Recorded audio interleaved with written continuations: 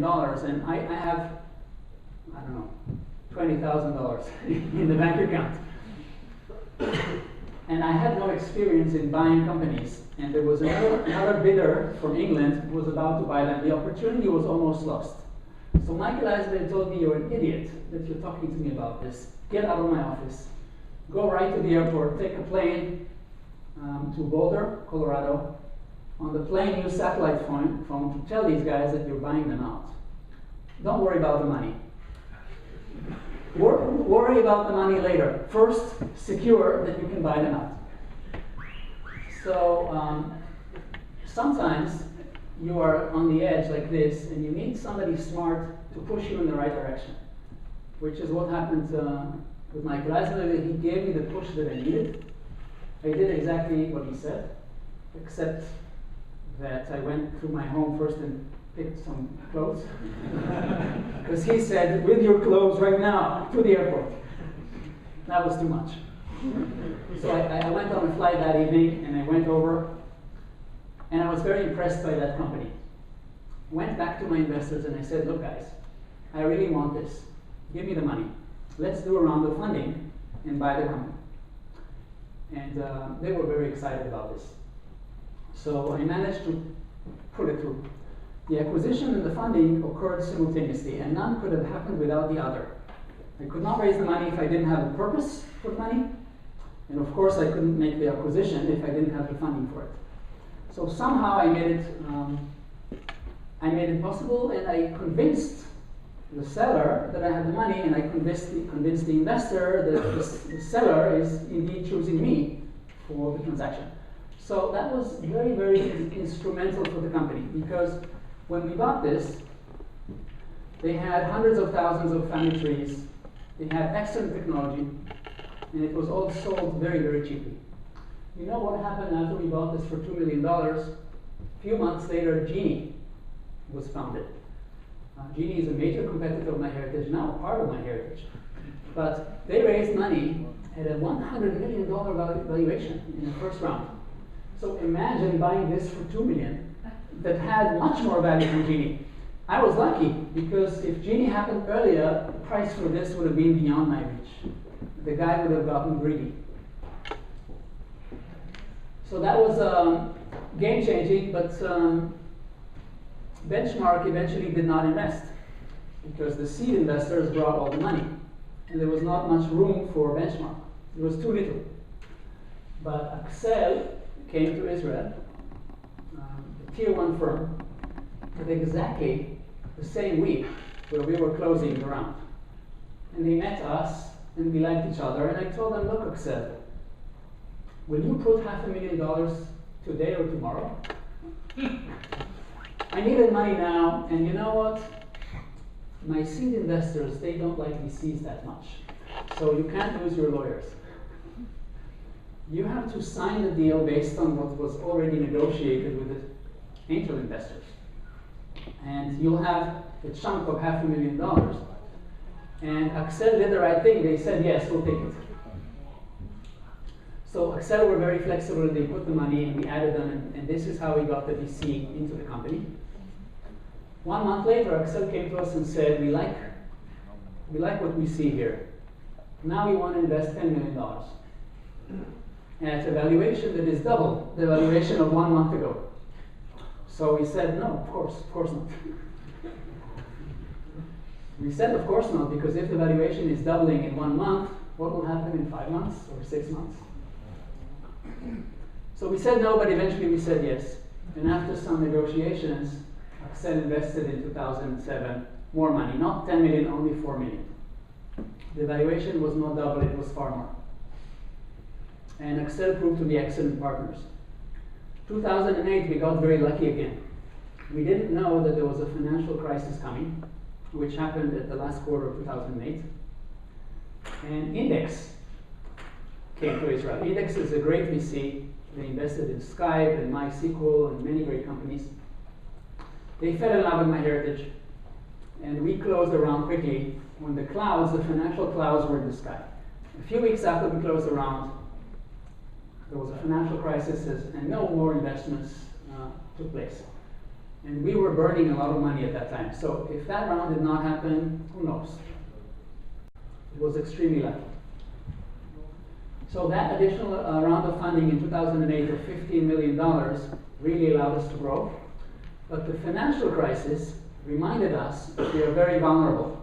And it's time to start making revenues. Because we had a freemium model, but we were only doing the free and not doing the mium part. So we were slapped with this financial crisis.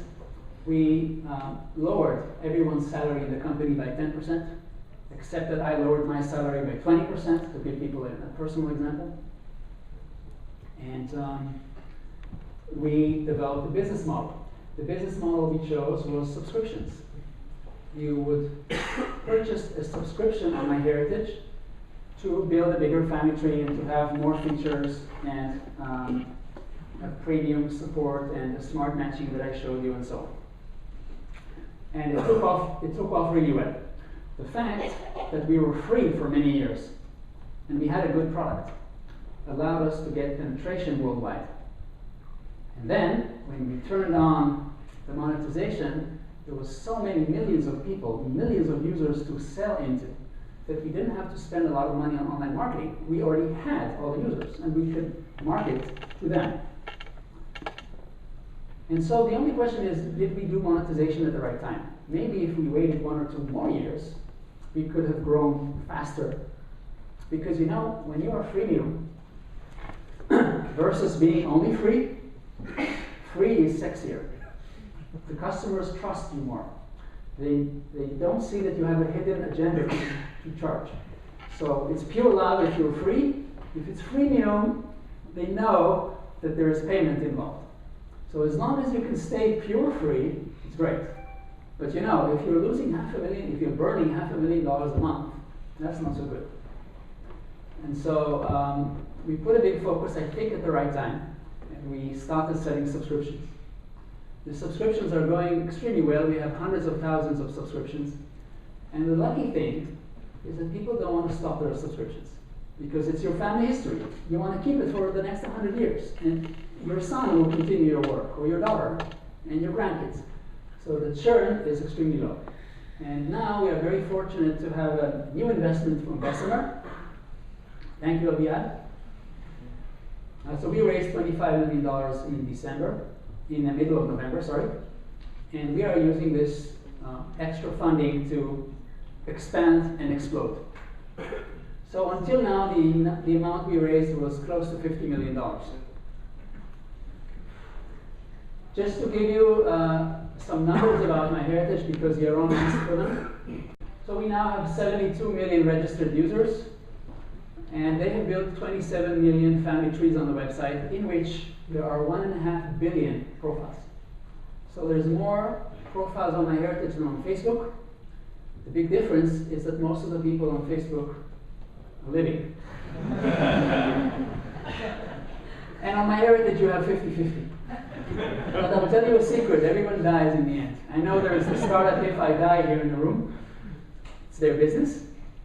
But you know, the deceased, the dead people, they can't be active users, obviously. And they can't pay you, but they're very important because first it differentiates us from Facebook. And second, the dead connect the living.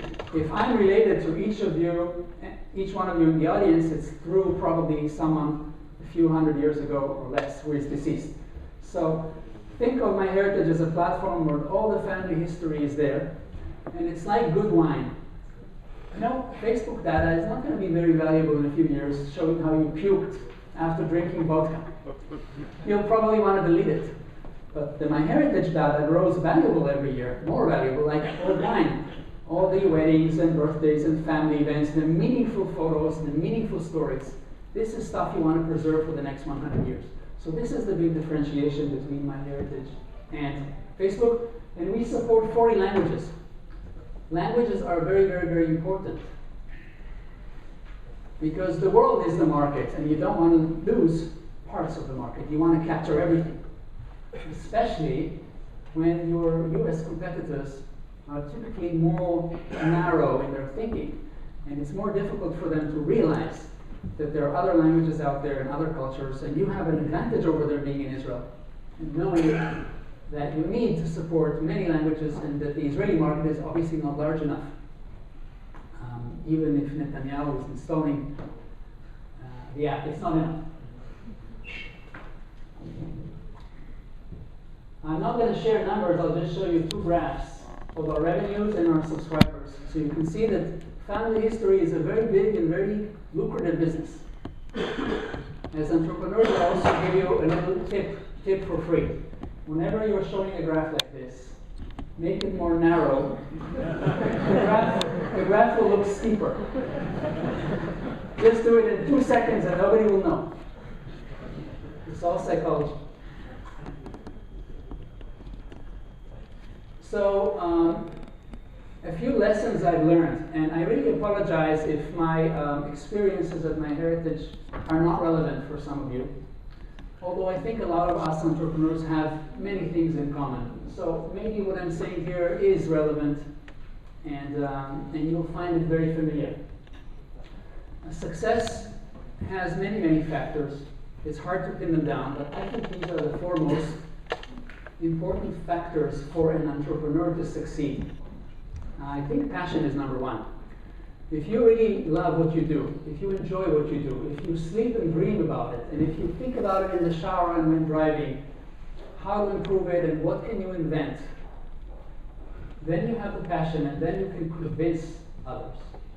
If you can convince others, you can raise money and you can hire the best people and you win. If you are not convinced yourself, surely you can't convince others, and it all comes from your passion. Ask yourself if you have the passion for the company that you founded. I'm sure the answer is yes. That passion is the number 1 ingredient for success. The next one is execution. Some people think that if they have a brilliant idea, that alone is enough for them to build a fantastic company and take over the world. But my experience says that in reality, your ability to execute is more important than having a good idea to begin with.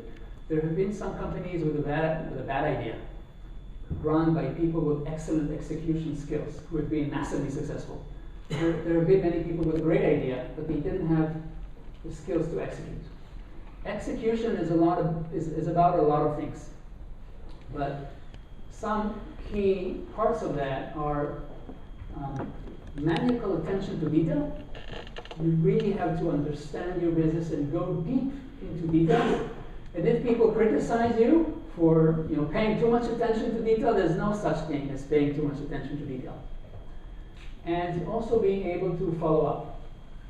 Even if it means to nag people sometimes, and make sure that they do what they need to do, you really need to follow up and get things done. Getting things done is what execution is about. Third bullet is just pure hard work. Lots of sleepless nights. I think my record at Backward was 72 hours of straight work.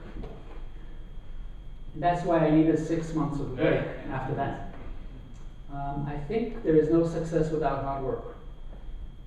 Some people are lucky and maybe they can do it easily while they are surfing in Hawaii. I couldn't. Be prepared for extremely hard work and the price that you will need to pay in your personal life and family life.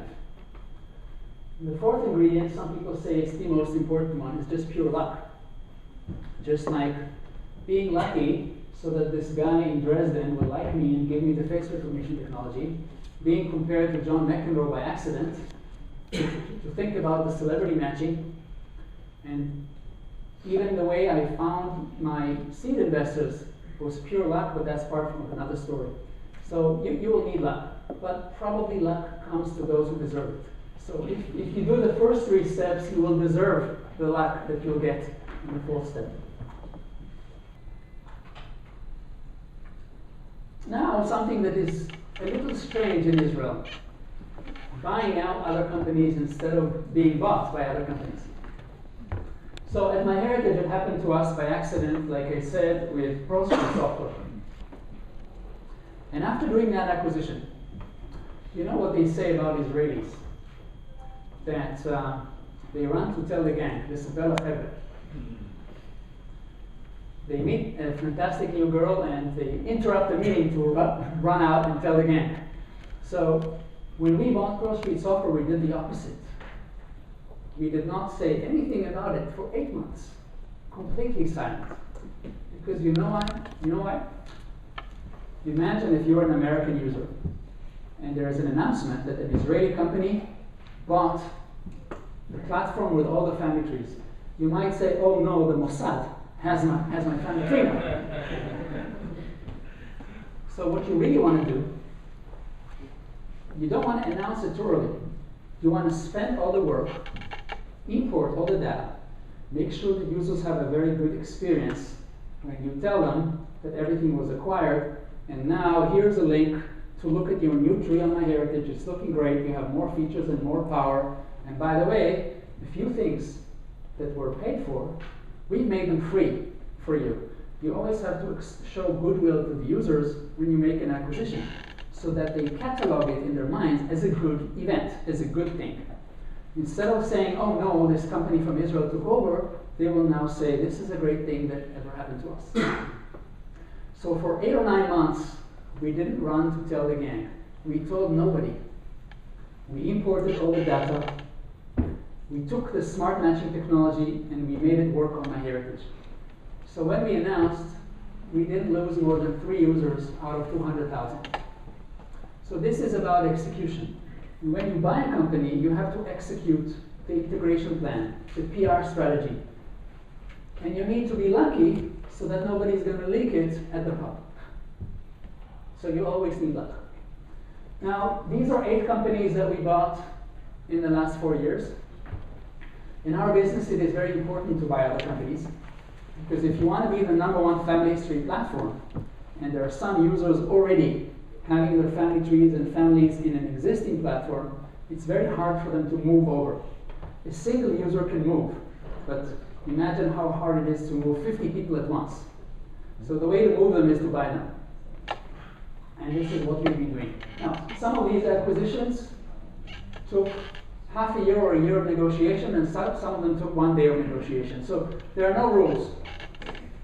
I won't say which one here in the list, but some cost, 8 digits, like more than 10 million. And one of these companies in this list, the entrepreneur said, Gilad, if you will fly me to Israel business class and put me in the best hotel and take me to the best restaurant in Israel, the company is yours. So one of these great companies here was for a flight ticket and a good meal.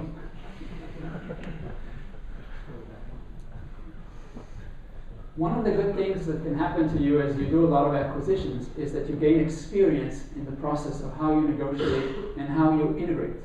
If it's in your company's DNA, you become very efficient in it. And you know what's the best thing about buying companies? If there's a good company out for sale, they call you. If you don't have a reputation of a buyer, they don't call you, and you sometimes miss a deal and your competitor gets it. But today, MyHeritage gets the phone call, and we get a phone call every week, because there are hundreds and hundreds of companies in our market, believe it or not. So I want you to think about acquiring other companies with fresh perspective. It's maybe too early for you if you're just starting your company, but as you grow, this is one technique of growing. Maybe you can get hold of excellent technology, an excellent team, users, data. Don't rule it out. Don't say buying another company is not for me. If I did it, you can do it. Everybody can do it. Just think about it. And if you consider yourselves, like me, marathon runners, you know that you're going to run with your company for 7 years until it is successful. You're not out to flip a company 1 year and do something else. And you'll be able to buy, as a marathon runner, all the sprinters. They run out of air. They can't do the hard work. They can't execute. So you can pick them up. Some of the companies here, they didn't have enough energy and passion to do this long term. I'll give you one case study about an interesting acquisition. This is a company based in Utah called Family Link. And this is the original team.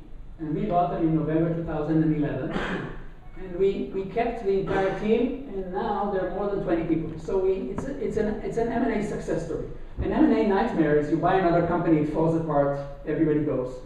An M&A love story, you buy the other company, everybody stays, and you expand. Family Link added historical records to MyHeritage. And these people are of the Mormon religion. They love genealogy and family history. They have an expertise in historical records.